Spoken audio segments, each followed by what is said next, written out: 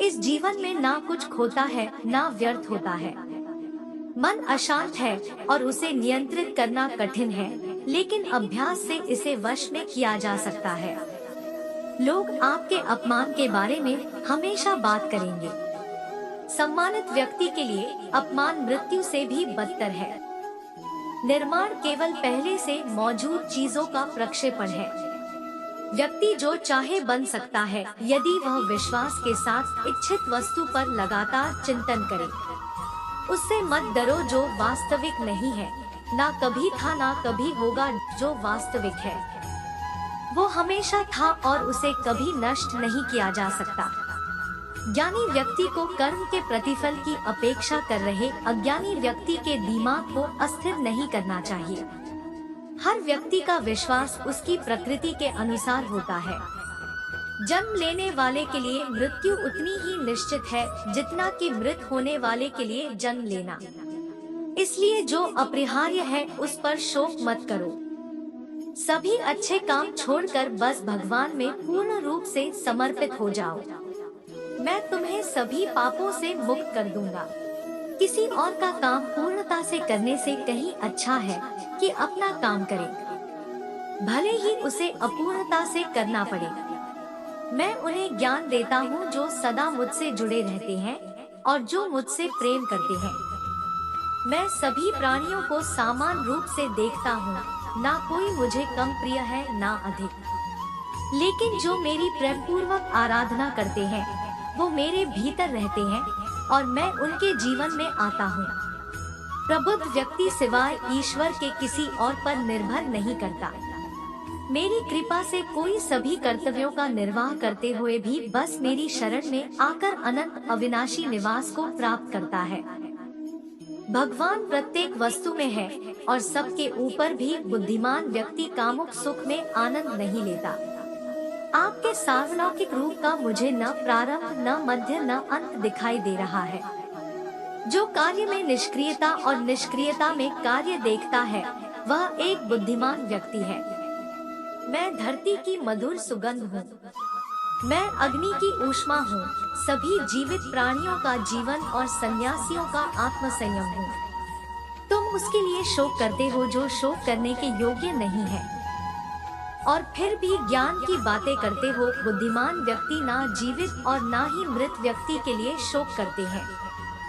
कभी ऐसा समय नहीं था जब मैं, तुम या ये राजा महाराजा अस्तित्व में नहीं थे, ना ही भविष्य में कभी ऐसा होगा कि हमारा अस्तित्व समाप्त हो जाए।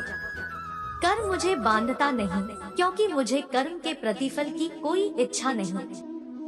वह जो वास्तविकता में मेरे उत्कृष्ट जन्म और गतिविधियों को समझता है वह शरीर त्यागने के बाद पुनः जन्म नहीं लेता और मेरे धाम को प्राप्त होता है। अपने परम भक्तों जो हमेशा मेरा स्मरण या एकचित्त मन से मेरा पूजन करते हैं, मैं व्यक्तिगत रूप से उनके कल्याण का उत्तरदायित्व लेता हूँ। कर्म योग वास्तव में एक परम रहस्य है। कर्म उसे नहीं बांधता जिसने काम का त्याग कर दिया है।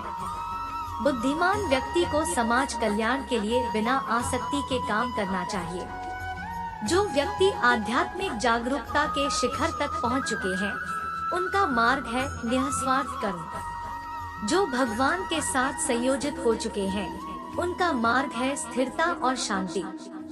यद्यपि मैं इस तंत्र का रचयिता हूँ, लेकिन सभी को यह ज्ञात होना चाहिए कि मैं कुछ नहीं करता और मैं अनंत हूँ। जब वे अपने कार्य में आनंद खोज लेते हैं तब वे पूर्णता प्राप्त करते हैं।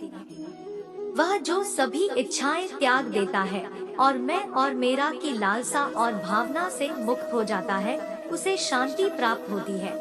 जो व्यक्ति भक्ति के साथ मेरी पूजा करते हैं वो मेरे साथ है और मैं भी उनके साथ हूँ। जो इस लोक में अपने काम की सफलता की कामना रखते हैं वे देवताओं का पूजन करें। मैं ऊष्मा देता हूँ, मैं वर्षा करता हूँ और रोकता भी हूँ। मैं अमर्त्य भी हूँ और मृत्यु भी। बुरे कर्म करने वाले सबसे नीच व्यक्ति जो राक्षसी प्रवृत्तियों से जुड़े हुए हैं और जिनकी बुद्धि माया ने हर ली है वो मेरी पूजा या मुझे पाने का प्रयास नहीं करते। सदैव संदेह करने वाले व्यक्ति के लिए प्रसन्नता ना इस लोक में है ना ही कहीं और। क्रोध से भ्रम पैदा होता है, भ्रम से बुद्धि व्यग्र होती है। जब बुद्धि व्यग्र होती है तब तर्क नष्ट हो जाता है। जब तर्क नष्ट होता है तब व्यक्ति का पतन हो जाता है। मन की गतिविधियों, होश, श्वास और भावनाओं के माध्यम से भगवान की शक्ति सदा तुम्हारे साथ है और लगातार तुम्हें बस एक साधन की तरह प्रयोग करके सभी कार्य कर रही है। ज्ञानी व्यक्ति ज्ञान और कर्म को एक रूप में देखता है, वही सही मायने में देखता है। अपने अनिवार्य कार्य करो, क्योंकि वास्तव में कार्य करना निष्क्रियता से बेहतर है। आत्मज्ञान की तलवार से काटकर अपने हृदय से अज्ञान के संदेह को अलग कर दो। अनुशासित रहो। जो कोई भी जिस किसी भी देवता की पूजा विश्वास के साथ करने की इच्छा रखता है, मैं उसका विश्वास उसी देवता में दृढ़ कर देता हूँ।